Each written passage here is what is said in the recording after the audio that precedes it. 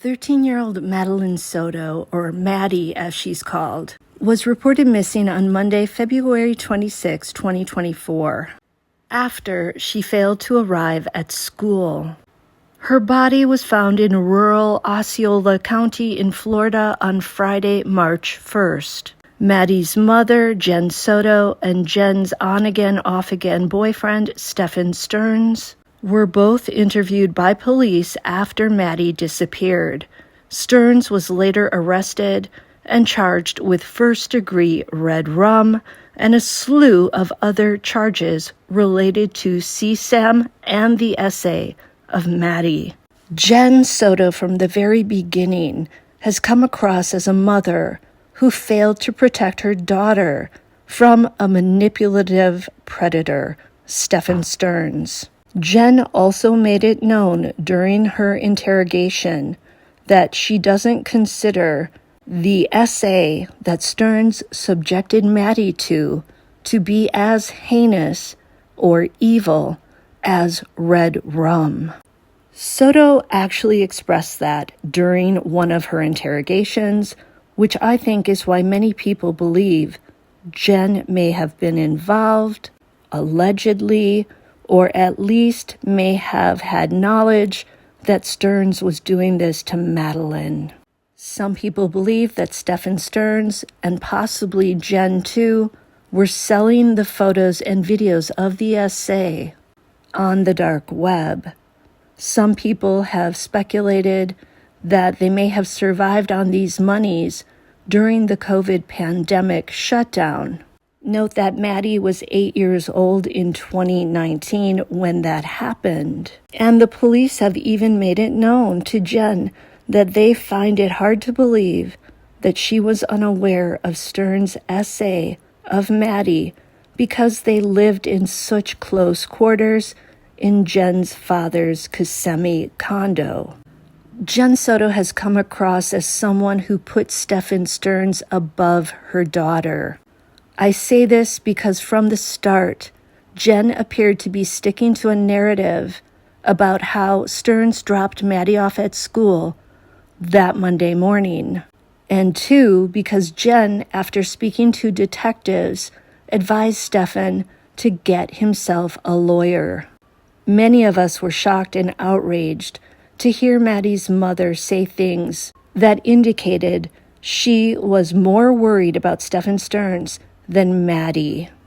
The fact that Jenn tolerated a guy like Stephen Stearns, someone without a steady job, someone that she knew lied to and stole money from his parents, and also possibly from Maddie as well, someone who whittled away his time playing video games, collecting Tamagotchis, and painting little figurines, and someone who was still living with his parents at age 37 when he wasn't staying with Jenn and Maddie at Jenn's condo. Stephen Stearns appears to be the ultimate failure to launch guy. And what's worse is that Stearns is clearly obsessed with child P and with essaying young Maddie. We know this because law enforcement found myriad images of Madeline being essayed, along with other CSAM on Stearns' phone. Whether Jenn was 100% aware of this remains to be seen. But again, law enforcement expressed to Jenn that they believe she had to have known about this behavior. Now, since the day that Madeline was discovered deceased, Jenn has remained pretty much silent. Many people believe that she should be charged in connection with Maddie's death, as well as with the essay if she was aware of it. And of course, this may explain Jenn's silence. She's likely been advised by her lawyer to keep her mouth shut. Because of her silence, it's difficult to feel like we have an understanding of Jenn Soto, of her personality, of her character, etc. To fill in the gaps, I've been listening to interviews of people who know Jenn Soto, as well as Jenn's own interviews with the police. One of Jenn's former roommates spoke to the host of another YouTube channel, and what she had to say lends further color to the portrait that we have of Jenn Soto. Note that this is not one of the two roommates who was living with Jenn and Maddie when Maddie was unalived. This roommate lived with Jenn in 2018, which was right around when Jenn and Stefan started dating. Hi, I'm T, and this is Bed Crime Stories podcast. Please like, share, and subscribe. And if you want to support the work I do, please consider one of my $1.99 memberships.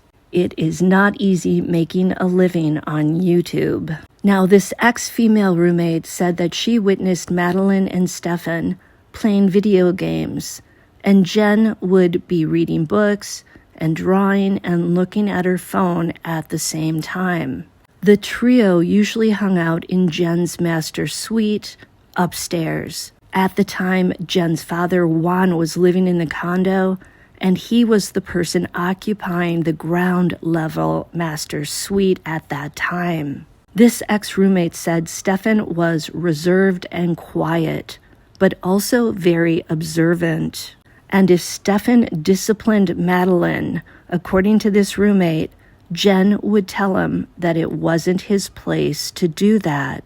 The former roommate said that Jenn was kind, timid, gullible, and naive, but she was never malicious. However, Jenn did suffer from low self-esteem, which in my opinion may explain why she was dating someone like Stefan Stearns, a guy who seems more like a little kid than a grown-ass man. Jenn had a gastric sleeve surgery at one point to lose weight. I'm thinking that losing weight may have given her some added confidence, maybe. This former roommate mentioned Jenn suffering from mental health issues and taking medication for those. The ex-roommate also said that Jenn is a person who is interested in both men and women, if you know what I mean. The roommate also felt that the story Jenn gave to reporters when Madeline went missing was a story concocted by Stefan Stearns. The roommate feels that Jenn went along with whatever Stefan told her to say. I have to agree with that. Now, whether Jenn went along with Stefan's story because she was involved and aware of the crimes, or because she was dazed and confused and overly loyal to Stefan Stearns, remains a mystery. Now let's talk about what Madeline's biological father, Tyler Wallace, had to say about Jenn. It's important to know that Tyler was 16 when he began dating Jenn. They dated for about 3 years in high school. Tyler eventually enlisted in the military, and he told law enforcement that in 2009, well after he and Jenn had broken up, he and Jenn had a quote encounter, which led to Madeline's conception. Unfortunately, Tyler was either engaged to or about to be engaged to his current wife, Tatiana, when this encounter occurred. So I would assume Tatiana had some major emotional issues to overcome when she found out about Jenn being pregnant. Tyler said that he later felt Jenn Soto was trying to destroy his relationship with Tatiana, his marriage, and this led him to avoid communicating with Jenn. I think it's safe to assume that Maddie, unfortunately, may have paid the price for this in the sense that she was somewhat denied a tight bond with her biological father due to Tyler steering clear of Jenn. Also, the fact that Tyler lives in Texas and not in Florida where Maddie lived. And maybe Jenn did not encourage Maddie to be close to her father. And I'm sure Tatiana maybe felt anger toward Jenn because of her efforts to cause marital strife. This is what you call a tangled web, in which the person who suffered the most was the innocent child, Maddie. Tyler said that prior to the last 2 years, which would have been 2024 and 2023, he was only able to see Maddie once a year. Tyler also mentioned spending 2 months in prison for his role in a crime wherein his friends in the military stole ammunition, I believe, from the Marine Corps. Tyler got a shorter prison sentence because he shared information with the authorities. Tyler said he last saw Maddie in October of 2023, from what I gathered. What's sad is that he said he's been being patient all these years, waiting for his time with his daughter. It sounds like he was hoping that once Madeline could make decisions for herself, she would want to spend more time with him. And Tyler even wanted Maddie to come and live with him and Tatiana in Texas, and he asked Madeline about that, and she said that she would be interested in it. Sadly, that never had a chance to happen because Madeline was unalived. Tyler expressed that he feels Jenn was not as attentive to Madeline as she could have been. He also said he felt that Jenn passed Madeline around from family member to family member.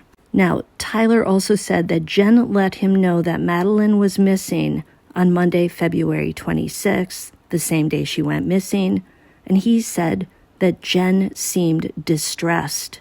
Now, the whole story of Tyler and Jenn tells me that Jenn, and perhaps Tyler too, had no qualms about being intimate with each other when he had a serious girlfriend. So it would seem that Jenn doesn't adhere to girl code, and maybe Tyler back then didn't adhere to guy code or husband material code, where you don't cheat on your girlfriend or your fiancé. People are human, I understand that. Tyler also expressed that Jenn never really told him much of anything when it came to Madeline. This makes it clear that Tyler and Jenn were not actively co-parenting during Maddie's 13 years of life. And Tyler felt that it could be possible that Jenn knew about the essay and said if he finds out that that's true, he's going to take legal action against Jenn. The bottom line here is that Maddie, sadly, did not have the benefit of having her bio father in her life on a regular basis. Had he been there in Florida, perhaps he could have offered Madeline the extra layer of protection she needed against Stephen Stearns. Clearly, Jenn failed in that department. And some people could say that Tyler failed too, because maybe he should have moved to Florida to be closer to his daughter. However, sometimes that's not possible due to employment and other factors. Tyler feels that Stephen may have focused in on Jenn and Maddie because he saw that Jenn wasn't a highly attentive mother, and Madeline, as a little girl, maybe fit the bill for what Stearns was attracted to. Tyler also thought, at least when he learned that Madeline was deceased, that perhaps Madeline was pregnant and that both Stephen and Jenn couldn't figure out how to avoid trouble with the law, and thus Madeline had to go. But that, of course, was Tyler speculating. We don't know any of that. Tyler also mentioned that Jenn at some point was taking lithium. Now, lithium is a mood-stabilizing medication used to treat bipolar disorder and major depressive disorder. According to what I read, side effects from lithium include feeling sick, diarrhea, a dry mouth or a metallic taste, mild tremors of the hands, and feeling tired and sleepy. I do wonder if Jenn's medications made her less attentive. If you're not feeling well, if you're battling fatigue and depression and bipolar disorder, which Jenn admits that she has, or I should say acknowledges that she has, it's not a crime to suffer from mental illness. I would imagine that under all those circumstances, it's difficult to be the most attentive and involved single parent. This is not to excuse Jenn, I'm just trying to get a feel for what she's like. And of course, this doesn't necessarily mean that she didn't love Maddie. It might just be that she wasn't entirely mentally fit to meet the daily demands of being a single mother. We also know that Jenn had Madeline taking hydroxyzine, a medication prescribed for anxiety, allergies, and sometimes for sleep issues. Madeline apparently had trouble sleeping. It also sounds like Madeline was taking Adderall for her attention deficit / hyperactivity disorder. From what I read, Adderall is a stimulant, so Madeline allegedly had medication to make her sleepy, as well as medication to wake her up and improve her focus. Did Jenn like making sure that Madeline would be sort of knocked out when she went to bed? Was this also something that Stephen Stearns liked? It would have been convenient to essay Madeline if she was sound asleep due to medication. We know in some of the images that Madeline did appear to be asleep. Now, at some point, Jenn was living on disability paychecks, and it sounds like she may have had trouble in terms of stable employment. And I would say that it's probably not easy for kids of parents who go from job to job. And this makes me wonder if Madeline had some anxiety about these things. Did she fear that she and Jenn could somehow end up homeless? Or did her paternal grandfather, Juan, helping Jenn in terms of giving her a place to stay with a rather inexpensive rent? I believe that Jenn was paying either $400 or $450 a month to live in that condo. Did the grandfather make Madeline feel safe? But of course, the grandfather had moved out of the condo at some point. The overall image of Jenn Soto that I'm getting is one of a rather fragile parent, someone whose mental health challenges, low self-esteem, and gullible nature made her a less than attentive mother. And Maddie, without having her biological father in her life, at least not in her daily life, may have found the attention that she craved from a father coming from a twisted and highly manipulative predator, Stephen Stearns, who found the right cocktail in Jenn and Madeline.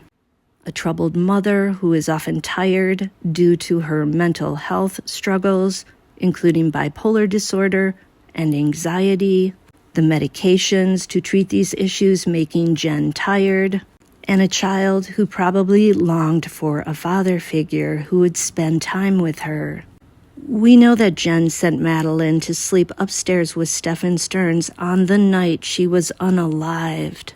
Jenn told the police that she did this because she needed to get good sleep that night so that her bipolar medication could do its job and work properly.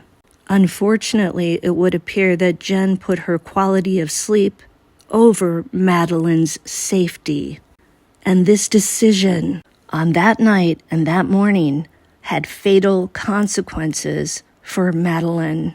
But I'm going to say that even Madeline sleeping in the same bed with Jenn and Stephen Stearns, which Jenn has admitted to, sounds like it was a regular occurrence, and it shows extremely poor judgment for a mother. In fact, I'd call it child neglect. I don't care if Jenn suffered from panic attacks and anxiety, or if she needed quality sleep for her bipolar medication to work. She should have made sure that Madeline was safe from this child predator, especially in Madeline's own home, a place that should be safer than anywhere else, a place that should have been a sanctuary. Sometimes kids become victims of predators when they're away from home and when their parents are not there to protect them. But of course, in Madeline's case, she was preyed upon in her own home. In my opinion, maybe Jenn Soto was someone who was unfit to be in charge of another human being's life. And I say this because it should be obvious to any parent that their kids need to be protected from potential SAers, and that before a parent allows anyone into their child's home, they need to do some research on the person. And of course, they should never ever let someone have access to their child's bedroom and bed. Let me know in the comments what you think and if you believe Jenn Soto should be charged, or if you see Jenn Soto as yet another victim of Stephen Stearns. That's all for now, and I will see you next time on Bed Crime Stories. Please like this video, leave me a comment, and have a great day. Love you guys.